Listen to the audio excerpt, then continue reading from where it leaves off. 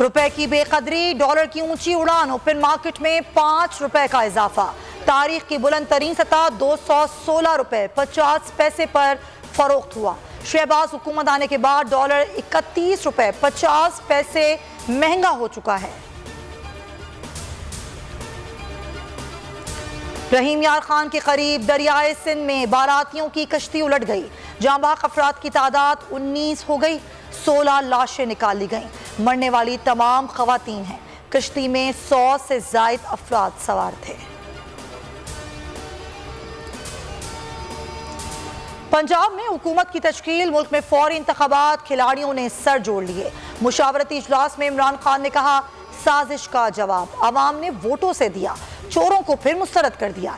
ज़िमनी election में कामयाबी team work का नतीजा है। चेयरमैन PTI आज आवाम से खिताब करेंगे।